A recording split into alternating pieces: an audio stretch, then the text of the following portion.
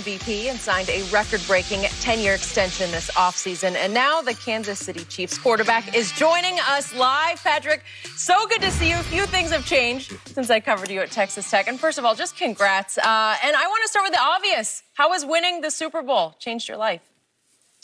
I feel like I haven't changed at all, honestly. It's been cool. It's been surreal. Obviously, a crazy offseason after it. But I'm enjoying being back in the building now and trying to find a way to go back at it and try to get another one. So, Patrick, Andy Reid traded from 27th in the first round all the way up to the 10th overall pick to take you. I'm not sure anybody else was going to trade that high to take you. I'm not sure anybody but Andy saw MVP potential in you. I know I certainly didn't. When you stepped on the NFL field in training camp or maybe in your rookie year, did you have any moment when it finally occurred to you, wait a second, I can be the best quarterback there is in this league? Yeah, I don't know if I thought that, but I know that last game that I played in that first year when I came in versus the Broncos, and all the hard work and all like the studying and everything that I had done that entire season when I was behind Alex, I got on the field and things slowed down.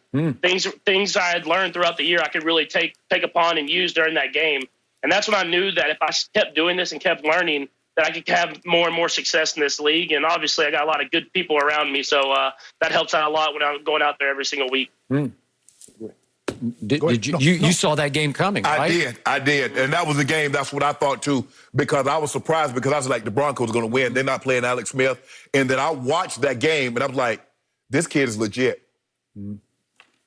Yeah, no, it was a good game for me. I mean, especially being in the elements, it was super cold. Yeah. Playing with a lot of the guys that I'm playing with now, a lot of young guys on the team, and then going out there and having to try to find a way to succeed. I mean, Denver's always a good defense, always a good team, and Mile High is always a tough atmosphere to play at. So, Pat, a lot of people give credit to your supporting cast, your weapons, your receiving core, as the best there is in football. Does it ever irritate you even a little bit that it takes a little bit of the credit away from you, that you deserve a little bigger piece of the pie than you are given that supporting cast? It doesn't irritate me at all. I mean, if I can have this supporting cast for the rest of my career and they're giving credit to them, I'll take it as much as possible. To have guys like we have on this team, Tyreek Hill, Sammy Watkins, Travis Kelce, Damian Williams, now Clyde Edwards-Helaire. I mean, we got guys everywhere. And so for my job is to try to get it into those guys' hands. And Brett Veach and Coach Reed surround me with a lot of great players. And we're winning games. I don't care where the credit's given to. I'm just going to try to go out there and win as many as possible. Go ahead. You good? Yeah, I'm good. So given supporting cast, you obviously just signed, 10 years? It could be a $503 million deal. Yet, after the sensational bombshell dropped that you had signed the deal, we looked harder and harder, and it looked like, wait a second, maybe if you look between the lines, it's fairly team-friendly starting at the start. So do you feel like you did leave some money on the table for that supporting cast to ensure going forward that you're going to have the best receiving core? Yeah, I think the biggest thing that we did with the deal in general was obviously I got the financial security that I've always wanted. I'll be able to take care of my family and then generations below me. And then after that, I allowed for flexibility for us to keep great players around this whole entire team. I mean, like you said, I've been surrounded by great players my entire career, offense and defensively. So I'm just excited that now I get to go out there and know that I'm going to have a great supporting cast for my entire career and hopefully be able to win a lot more championships. I got two questions for you. Patrick, I nicknamed you Patrick Mahomes Boy. Do you like the nickname? And on the top 100, you were named the fourth best player in the NFL by your peers. Are you disappointed that you won a Super Bowl MVP, you won the regular season MVP, and the highest you've been ranked is number 4? Yeah, first off, I love the nickname, Mahomes Boy. I mean, it definitely rolls up the tongue nice. It's a good one. I like the ring to it. So, I mean, I'm fine with you keep calling me that and keep showing me some support. Even though you're a Bronco, it's all right. True. But yeah, the number 4 ranking. I mean, rankings are rankings. They're part of everything. People are going to do it. The guys in front of me had great seasons.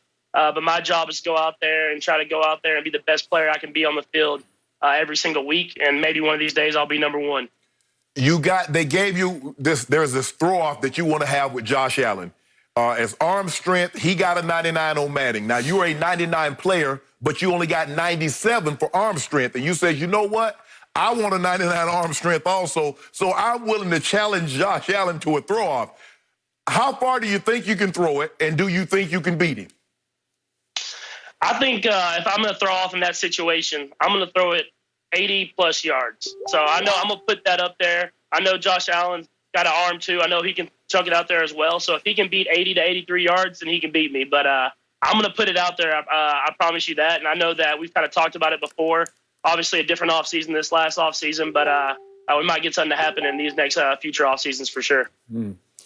So, Pat, a lot of people think you're on pace, that you have a real shot at becoming the GOAT of quarterbacks at obviously your position with the Chiefs. Yet the GOAT right now has moved to what's now called Tampa Bay. Brady is in Tampa. What do you expect from him this year? And could you see potentially a Kansas City-Tampa Super Bowl? Would that be like out of the question to you? No, never. I mean, that team, the Tampa Bay Buccaneers, I mean, they have a lot of talent, and they've had a lot of talent for the last couple of years now. And I think when you add Tom Brady, someone who's proven that he can win and get the ball to all those guys and score a lot of touchdowns and also be a great leader, you know that they're going to be a great team. For us, we know the adversity that the season's going to have. I mean, if you look at our season this last year, through the middle part there, we were struggling a little bit, and we were able to kind of come on top and end the season well and then get to the playoffs and make a run at it. But you never know what's going to happen during the season. And so I'm just excited that we have a lot of the same players coming back that have dealt with that adversity before. And we'll try to solidify our spot with a tough division, a tough AFC, trying to find a way to get to that Super Bowl again. And whoever we play there, hopefully we can go out and put our best effort and try to win another one. Can you imagine yourself playing at age 43? I mean, that's the goal. I've talked to a couple of my teammates that have some younger kids, and I always joke with them, and I say, I'm going to be playing with your kids whenever you're watching from home. And so, I mean, to play till 43, you got to have that mentality that Tom's had, to not only be great on the football field, but be great off of it, be able to go out there every single day and take care of your body. And I've put a good plan together with my trainer every single year so far, and I'm going to try to do that and get as healthy as I possibly can so that I can be playing at that age. This year in the playoffs didn't get off to a great start. You fall behind 24-0 to the Houston Texans. As you're on the sideline, what's going through your mind? Do you believe that you have a realistic chance of coming back? Because up until that point, nothing has really gone you guys' way. You did have a lot of drops. You had a lot of missed opportunities. But as you're sitting on the sideline, what's going through your mind? Yeah, once we got to 24-0, my goal and what I had talked to the quarterbacks about on the sideline was let's get it to 10 points before half because we get the ball coming out of half. And so I was trying to get it to 10 points. Obviously, McCole had the big return. We scored a touchdown, I think, 3 plays later. And then we got a couple stuff winning in our favor. And then all of a sudden I looked up at the scoreboard and it was a tie ball game. And so after that, I knew we had the momentum rolling. I knew that we had a good chance that we were going to come out in that second half and jump on them having that first drive. But that's a good football team. I mean, the Texans are a great football team. We're playing them first game of the season, and we know that they're going to kind of have that sour taste in their mouth and give us their best shot. So we're excited for the opportunity to go out and lead off the NFL season and try to find a way to get a win. So speaking of that comeback against Tennessee, with 11 seconds left in the half, you had the ball at the 27-yard line, and you took off running. And I was a little skeptical at some of the attempted tackles, but could you sort of literally run us through that play? How did it develop in your head and through your eyes? Yeah, so if you look at that drive, it was a 2-minute drive. It was a long drive, and it's cold outside, so I'm sure some of those guys might have been a little tired. But we were driving down the field, and it was a play where they were doubling Tyreek, they were doubling Travis. And I was running down the sideline. I was like, we have a timeout. I might as well go for it. And so I hit it down the sideline. I'm not the fastest guy, but I feel like I'm a little elusive a little bit. And so I started running down the sideline. I kind of scrambled around, cut it back. Almost got stripped in the end zone, but I was able to hold on to it. And I showed you a little bit that I have a little bit of escapability, and I'm able to run if necessary whenever I need it. I mean, for a second, I thought you was Lamar Jackson. I said, look at that Lamar. I said, that's my homeboy. Took it down the sideline.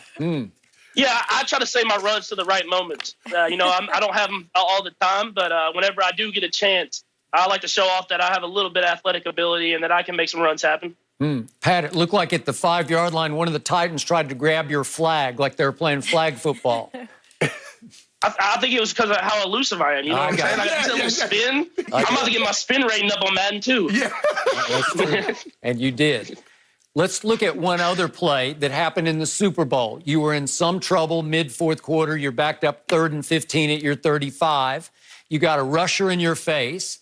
I thought it was a little bit fortunate the way the ball came down to Tyreek, who had to come back for it. Walk us through that play. What happened? When the ball left your hand, did you think it was going to be caught? Did you think it was good? Yeah, when the ball left my hand, I knew it was going to be caught. I mean, Tyreek got wide open on the route. I know you described it as a punt sometimes, I did. But I'll get him a homeboy. That's what I'm talking about.